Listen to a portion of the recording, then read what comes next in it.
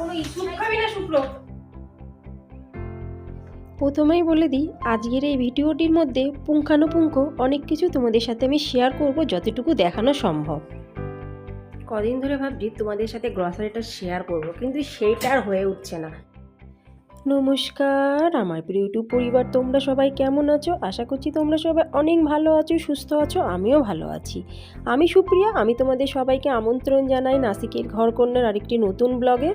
যে যে প্রান্ত থেকে আমার ভিডিওটি, আমার ব্লগটি দেখছো, আশা করছি তোমরাও সবাই অনেক ভালো আছো। এখন বাজে সকাল 8টা। আজকের ভিডিওটি 8টা থেকেই আমি শুরু করলাম। প্রথমেই বলে দিই, কিছু কিছু কেন কি এক সপ্তাহ হয়ে গেছে গ্রসারি আনার সময় পাচ্ছিলাম না বলে মাঝে মধ্যে কি যে জিনিসগুলো ফুরাচ্ছিল কিছু কিছু জিনিস কিন্তু ইউজ করা হয়ে গেছে। সবার আগে দেখা যায় যে বাচ্চারা খায় এটা দুধ দিয়ে, আমার ছোট মেয়ে খায় না, বড় মেয়ে ভালোবাসে। 2 প্যাকেট সয়াবিন, এখানটাতে বাদাম আছে 1 কিলো 286 গ্রাম বাদাম আছে। ছোলা, কাঁচা ছোলা যেটা হয় ভিজিয়ে খেতে হয় সেই ছোলা, একটা বড় সস,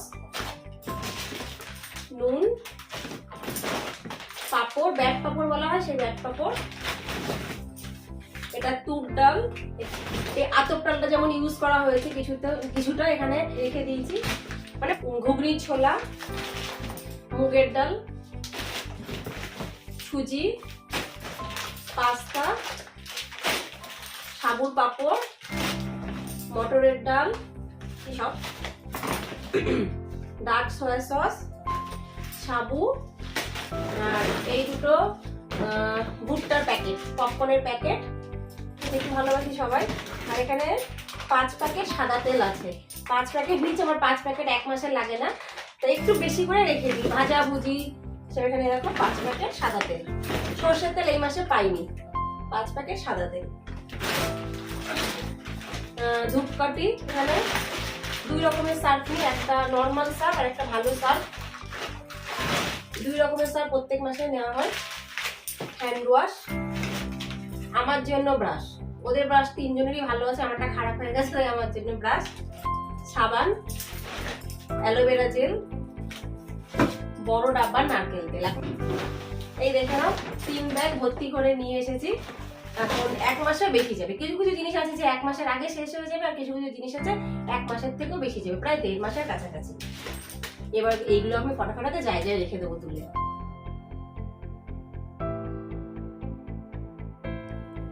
অন্য সময় তোমরা দেখে থাকো, এই সময় আমার মেয়েরা স্কুলে চলে যায় কখন, তারপরে আমি আরামসে নিত্যদিনের নিত্য কাজ করি। কিন্তু মেয়েরা এখন ঘরে ঠিকঠাকভাবে রুটিনের মধ্যে আমি কাজ করতে পারছি না, কিন্তু বেশ ভালোই আনন্দই দিনগুলো কাটছে। আর মাত্র কয়েকটা দিন, তারপরেই তো ভ্যাকেশন পুরো শেষ হয়ে যাবে, তখন আবার স্কুলে যাওয়ার পালা, আবার সেই পুনরায় পুরনো দিনে আসার পালা।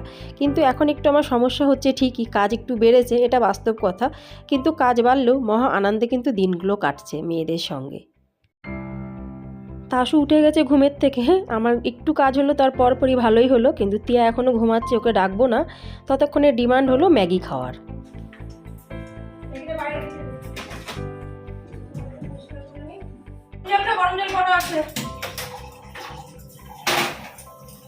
গরম জল খেয়ে নে। স্যুপ খাবি না শুক্লো?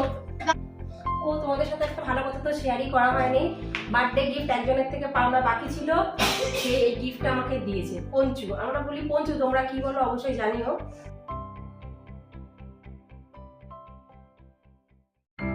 কেমন লাগছে কমেন্টসে কিন্তু বলো, কালারটা খুব সুন্দর হয়েছে।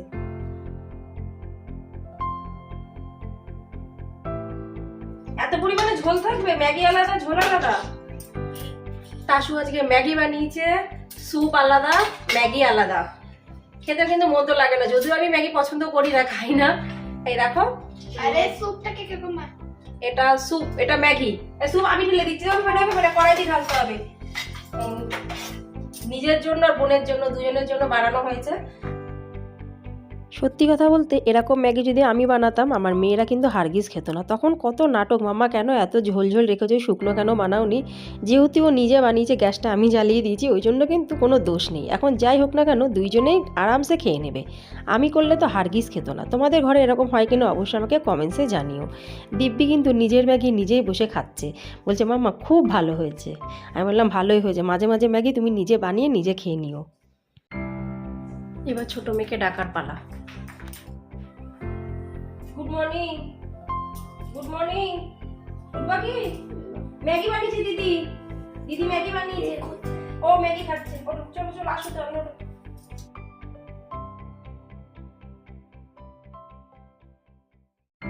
আমার ছোটো মেয়েকেও ডেকে তুলে দিলাম, টপ করে উঠে গেল ম্যাগি খাওয়ার জন্য, নাহলে এখন হারগিজ উঠতো না। আমি বললাম দিদি বানিয়েছে, ঝটপট উঠে পড়ো। পটাপট উঠে ব্রাশ করা শুরু করে দিল। এবার প্রতিদিনকার মতন আজও দুটো কমেন্টস তোমাদের সাথে আমি শেয়ার করব। প্রথম কমেন্টসটি লিখেছে মৌয়াস কিচেন বোন। মৌয়াস কিচেন মহারাষ্ট্রের মধ্যেই থাকে। আমি নাসিক আর সে মহারাষ্ট্র, ইউটিউবেরই ফ্রেন্ড। আমার বলেছি না, ইউটিউব পরিবারে এসে আমি অনেক বন্ধু পেয়েছি। তা বোন লিখেছে দিদি ভাই আমার কমেন্টসটি পড়ো। মৌয়াস কিচেন মাঝে মাঝেই আমার ব্লগ দেখে আর বললো দিদি ভাই তোমার এই যে রবিবারের ব্লগটা ছেড়েছো এটা কিন্তু দুর্দান্ত হয়েছে, খুব ভালো হয়েছে। অসংখ্য ধন্যবাদ বোন, তুমি যে ভিডিওটি দেখে ব্লগটি দেখে এত সুন্দর একটা কমেন্টস লিখেছো সেটা না পড়েই নয়। ওই জন্য এই কমেন্টসটি আমি সবার সাথে শেয়ার করলাম। আশা রাখছি তুমি এই কমেন্টসটি শুনতে পারবে। তা চলো এবার পড়া যাক দ্বিতীয় কমেন্টসটি। দ্বিতীয় কমেন্টসটি লিখেছে Susmita, voice of viewers, Japan থেকে। বোন লিখেছে দিদি ভাই নিত্যদিনের নিত্য কাজে তোমার ভিডিও আমি সবসময় দেখি, খুব ভালো লাগে। অসংখ্য ধন্যবাদ বোন, তুমি যে জাপান থেকে আমার ভিডিও দেখছো সে তার উপরেও তুমি কমেন্টস করছো, তার জন্য অনেক অনেক ধন্যবাদ, অনেক অনেক ভালোবাসা। যে যে বন্ধুরা আমার ভিডিও দেখে কমেন্টস করেছো সবাইকেই অনেক ধন্যবাদ, অনেক ভালোবাসা। আর যারা শুধু ভিডিও দেখেছো তাদেরকেও অনেক অনেক ধন্যবাদ, অনেক অনেক ভালোবাসা। অনেক দিন হয়ে গেছে মুগের ডাল খাইনি, আজকে না খুব মুগের ডাল বানাতে ইচ্ছা করছে। একবার ভাবছিলাম মশলা ডাল বানাবো একটু আদার পেস্ট দিয়ে, তারপর ভাবলাম যে না মুগের ডাল ভেজে বানাই। মুগ ডাল ভাজার মধ্যে ভাবলাম একটু আদার পেস্ট দেবো, কিন্তু ফ্রিজটা খুলে দেখলাম আদাই নেই। এখন আর ইচ্ছা হলো না কারোর কাছ থেকে আদাটা নিয়ে আসার, ওই জন্য আদাটা দেওয়া হলো না আজকে। অন্যদিন দেবো মুগ ডাল বানালে। আজকের মুগ ডালটা একটু ভেজে নিয়েছি, ইচ্ছা হলো সেখানে একটু ভেজে রান্না করছি। মাঝে মাঝে খাওয়া যায় কিন্তু প্রতিদিন আমি খাই না।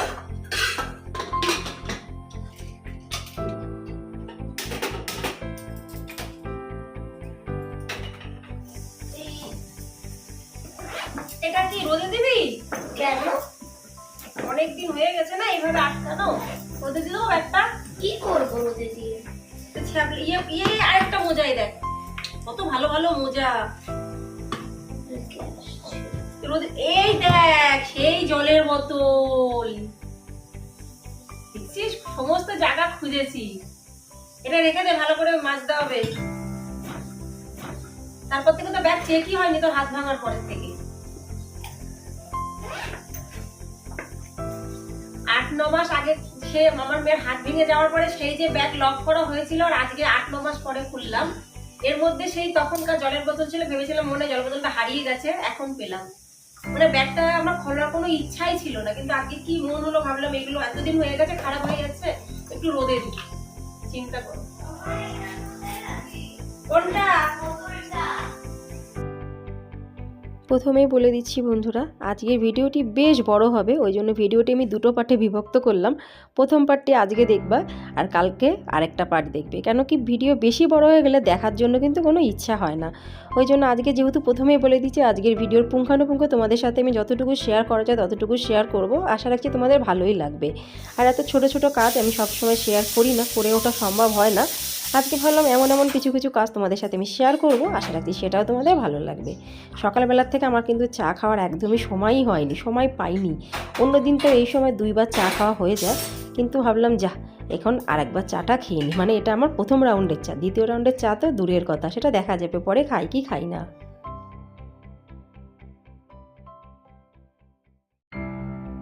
অনেক দিন ধরে আমার ছোটো মেয়ে টিয়াকে বলছি চল চুলটা কাটিয়ে নিয়ে আসি, কিন্তু ও কি জানি বিভিন্ন বাহানা দিয়ে চুল না কাটার একটা প্রসেস খুঁজছে। কিন্তু আমিও আজকে ভেবে রেখে দিয়েছি আমি ওর মা, চুলটা আজকে আমি কাটবই, হয় ওকে পার্লারে নিয়ে যাব, নাহলে ঘরে যে করে করে হোক ওর চুলটা আমি কাটবই। কেন কি ও চুল কাটতে চায় না, আর তার থেকেও বড় সমস্যা মাথায় এত পরিমাণে জল দেয় আর চুল না পুরো ভিজে থাকে। ওই জন্য ভাবছি এমনিতেই ওর কাশি হয়েছে, আমি ঘরেই ওর চুলটা একটু কেটে দিই। কাশিও কমে যায়, বুঝেছিস? হ্যাঁ বাহানা দিতে থাকো এবার। আমার কথা বিশ্বাস হচ্ছে না, দিয়া কাছে কে করবে? হ্যাঁ, কাশি কমে যাবে। চুলের সাথে কি আছে এতে? চুলের সাথেই তো আছে, ধর। একটু কেটে নে। দাঁড়া, প্রথমে এখানে দাঁড়াবি, কিন্তু বেশি কথা বলবি না। দেখ